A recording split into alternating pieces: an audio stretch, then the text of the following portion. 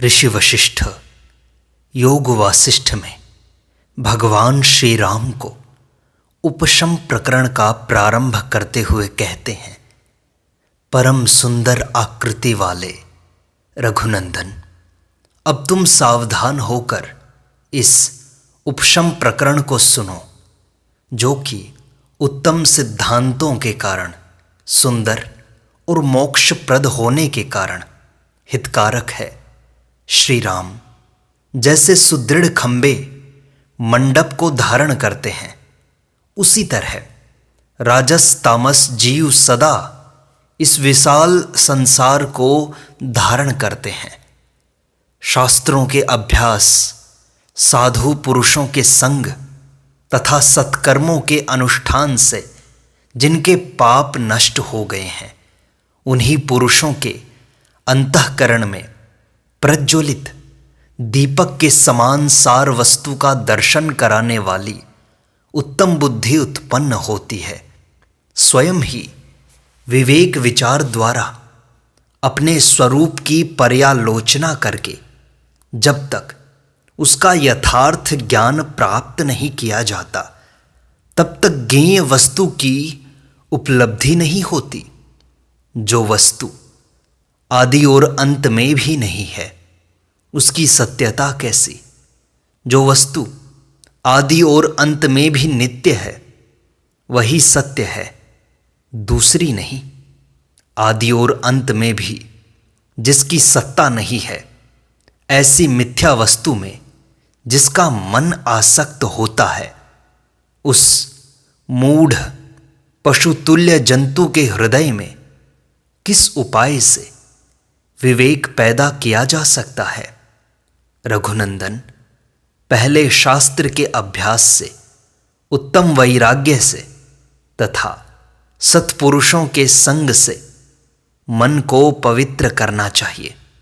सौजन्य से युक्त चित्त जब वैराग्य को प्राप्त हो जाता है, तब शास्त्रों के ज्ञान विज्ञान से गौरवशाली गुरुजनों का अनुसरण करना चाहिए। फिर गुरुदेव के बताए हुए मार्ग से पहले सगुण परमेश्वर का ध्यान पूजन आदि करें। ऐसा करने से साधक उस परम पावन परमात्मा पद को प्राप्त होता है। अपने अंतःकरण में निर्मल विचार के द्वारा स्वयं ही आत्मा का साक्षात्कार करे। मनुष्य तब तक संसार रूपी महासागर में तिनके के समान बहता रहता है, जब तक वह बुद्धि रूपी नौका द्वारा विचार रूपी तट पर पहुंचकर स्थिर नहीं हो जाता। जिसने विवेक विचार के द्वारा जानने योग्य वस्तु को जान लिया है, उस पुरुष की बुद्धि उसकी सारी मानसिक चिंताओं को उसी तरह शांत कर देती है, जैसे सुस्थिर जल बालू के कणों को नीचे दबा देता है। जैसे सुवर्ण का ज्ञान रखने वाला सुनार राख में पड़े हुए सोने को यह सोना है, यह राख है, इस तरह साफ साफ समझ लेता है। अतः उसे सुवर्ण की अप्राप्ति के कारण होने वाला मोह नहीं सताता। उसी तरह यह जीव चिरकाल तक विचार द्वारा अपने स्वरूप का परिज्ञान कर लेने पर स्वतः अपने अविनाशी स्वरूप में प्रतिष्ठित हो जाता है। इस दशा में उसके लिए यहाँ मोह का अवसर ही कहाँ रह जाता है। जिस पुरुष ने तत्व का यथार्थ ज्ञान नहीं प्राप्त किया है, उसका मन यदि मोहग्रस्त होता हो तो हो, किंतु जिसे सार तत्व का यथार्थ ज्ञान हो चुका है, उसमें तो मूढ़ता की संभावना ही नहीं है। यह बात निश्चित रूप से कही जा सकती है। जगत के लोगों, जिसका यथार्थ ज्ञान नहीं हुआ, वह आत्मा ही तुम्हारे दुखों की सिद्धि का कारण है। यदि उसका ठीक ठीक ज्ञान हो जाए, तो वह तुम्हें अक्षय सुख एवं शांति दे सकता है। मनुष्यों, जिसने आत्मा पर आवरण डालकर रखा है। ऐसे इस शरीर से मिले जुले हुए अपने आत्मा का विवेक द्वारा साक्षात्कार करके तुम लोग शीघ्र स्वस्थ हो जाओ। मानवों, जैसे कीचड़ में गिरे होने पर भी सोने का उस कीचड़ के साथ तनिक भी संबंध नहीं रहता, उसी प्रकार इस निर्मल आत्मा का देह के साथ थोड़ा सा भी संबंध नहीं है। प्रबुद्ध हुआ मन जब अपनी पारमार्थिक स्थिति को मिथ्याभूत प्रपंच से पृथक करके देखता है, तब हृदय का अज्ञान अंधकार उसी प्रकार भाग जाता है जैसे सूर्योदय होने पर रात्रि का अंधेरा दूर हो जाता है। जैसे धूल से आकाश और जल से कमल लिप्त नहीं होता, उसी प्रकार शरीरों से संबंध होने पर भी आत्मा उनसे लिप्त नहीं होता।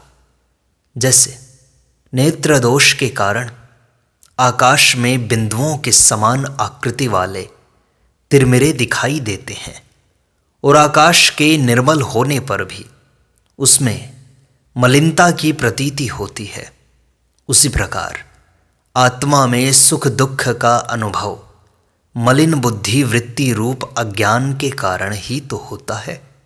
सुख और दुख न तो जड़ देह के धर्म है और न ही सर्वातीत विशुद्ध आत्मा के।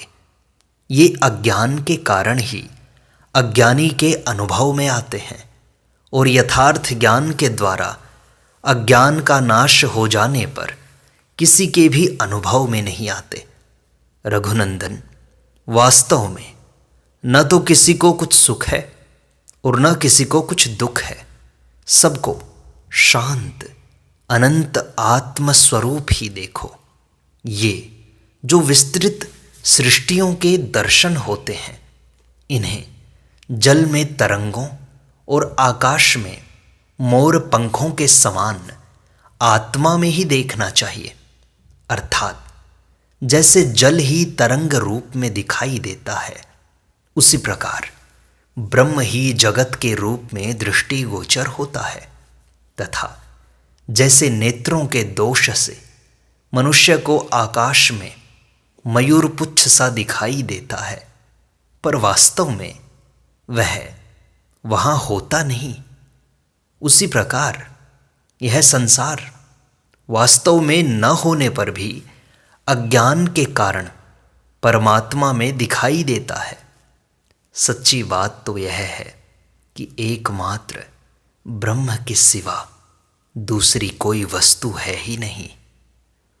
शुद्ध बुद्धि वाले रघुनंदन, आत्मा और जगत न तो एक है और न अनेक ही हैं, क्योंकि जगत असत है, अर्थात ब्रह्म के सिवा दूसरी कोई वस्तु न होने से द्वैत भी नहीं है, तथा ब्रह्म से संसार पृथक दिखता है, इसलिए एक भी नहीं कहा जा सकता।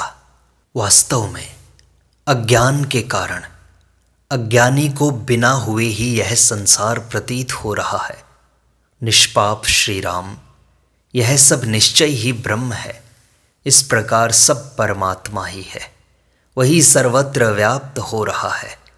मैं पृथक हूँ और यह जगत मुझसे पृथक है। इस भ्रमपूर्ण कल्पना का परित्याग करो। जैसे अग्नि में हिमकण की कल्पना नहीं हो सकती, उसी प्रकार एकमात्र अद्वितीय सर्वस्वरूप सच्चिदानंद घन परमात्म तत्व में उससे भिन्न दूसरी वस्तु की कल्पना ही नहीं हो सकती। रघुनंदन, इस परमात्मा में न शोक है, न मोह है, न जन्म है और न कोई जन्म लेने वाला ही है। यहाँ जो है वही है, ऐसा निश्चय करके तुम दुख सुख इत्यादि द्वंद्वों से रहित, नित्य सत्व में स्थित, योगक्षेम रहित, अद्वितीय, शोक शून्य और संतापहीन हो जाओ। परम सुंदर श्री राम, इस समस्त विस्तृत संसार की रचना असत्य रूप है। इसकी असत्यता को जानने वाला तत्वज्ञानी पुरुष इस मिथ्याभूत प्रपंच के पीछे नहीं दौड़ता। तुम तत्वज्ञ हो, तुम्हारी कल्पनाएं शांत हैं, तुम राग द्वेष इन सब से रहित हो और नित्य प्रकाश स्वरूप हो। अतः शोक शून्य हो जाओ। अपने समस्त गुणों से राजाओं तथा प्रजाजनों को आनंदित करते हुए तुम इस भूतल पर पिता के दिए हुए एक छत्र राज्य का चिरकाल तक सर्वत्र समतापूर्ण दृष्टि के द्वारा भली भांति पालन करते हुए रहने लगो। यहाँ कर्मों का न तो त्याग ही उचित है और न ही उनमें राग होना ही उचित है।